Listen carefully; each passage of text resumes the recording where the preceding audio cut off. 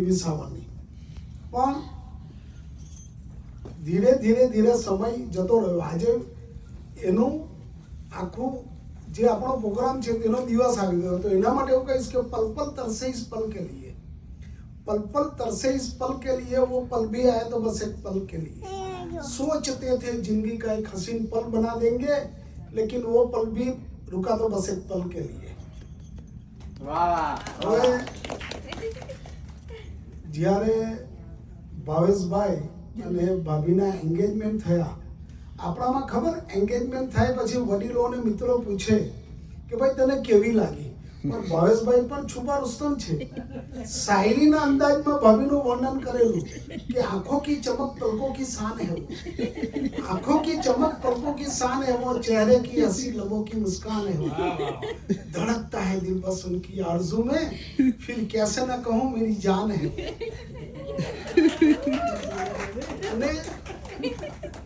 અને આ લોકો કશે ફરવા જવાનો હોય, પાર્ટીમાં જવાના હોય, વિમલભાઈ પણ છુપા रुस्तम જ છે.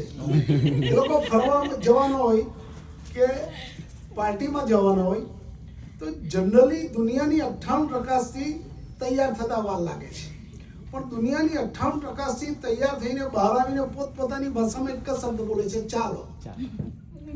જેવા ભાભી ચાલો શબ્દ બોલે ને એટલે તરત ફરીને જોઈ છે ને મનમાં વિચારે, ગુસ્સાથી ગભરાઈ કે શું ખબર નથી, પણ એવું કહેવા માંગે છે કે સજને संवरने की तुझे क्या जरूरत है, सजने संवरने की तुझे क्या जरूरत है, कयामत लाने के लिए तेरी साथी ही काफी.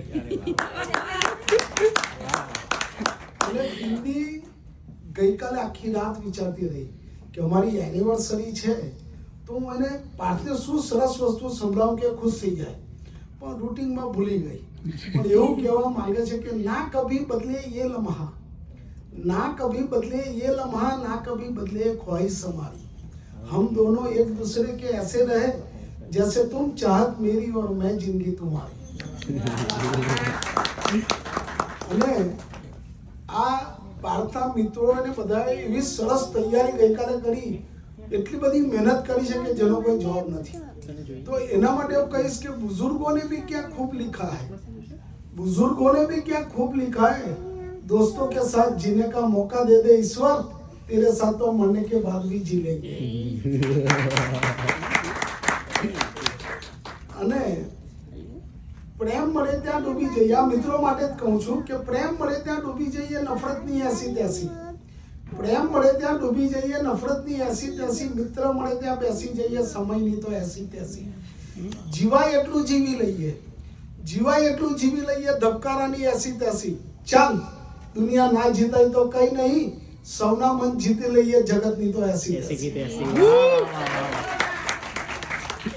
અને દીકરી દરેકને ત્યાં છે, બિંદી પણ કોઈકને દીકરી છે, બરાબર છે. દીકરી મા બાપને શું કહેતી હોય ખબર છે કે बेटी बनकर आई हूँ माँ बाप के जीवन में, बेटी बनकर आई हूँ माँ बाप के जीवन में, बसेरा होगा कल मेरा किसी और के आंगन में, क्योंकि ये रीत संसार ने बनाई है, कहते हैं आज नहीं तो कल तू पराई है, देख के जन्म और पाल पोस के जिन्होंने हमें बड़ा किया, वक्त आए तो उन्हीं हाथों ने हमें विदा किया. टूट के बिखर जाती है हमारी जिंदगी वहीं पर, फिर भी उस संबंध में प्यार मिले जरूरी तो नहीं.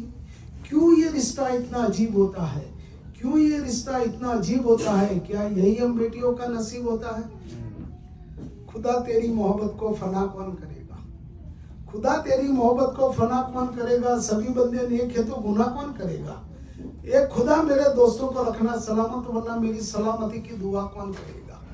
मेरे दुश्मनों को भी रखना महसूस, वरना मेरे तेरे पास आने की दुआ कौन करेगा. કંટાળી નહીં ગયા હોય તો કાગળિયું કાઢો. ના ના બધું જ કાઢો મતલબ ચેકબુક ના કાઢતા, ચેકબુક ના કાઢતા. ઓકે, આજનો જે પ્રસંગ છે અવસર જેવો છે આપણો, તો એના માટે હું કહીશ કે અવસર આનંદનો ક્યારેક જ આવે છે, સપના સાકાર કરવાની તક ક્યારેક જ આવે છે. ભૂલજો બધું પણ સંબંધો ના ભૂલતા, કેમ કે લાગણીના દરિયામાં ભરતી તો ક્યારેક જ આવે છે. આંસુના પ્રતિબિંબ પડે એવા દર્પણ ક્યાં છે, ભૂલ્યા વગર સમજે એવા સર્પણ ક્યાં છે, લોકો કહે છે અમે પ્રેમ કરીએ છીએ, પણ પ્રેમની ભાષા સમજે એવી આંખો ક્યાં છે?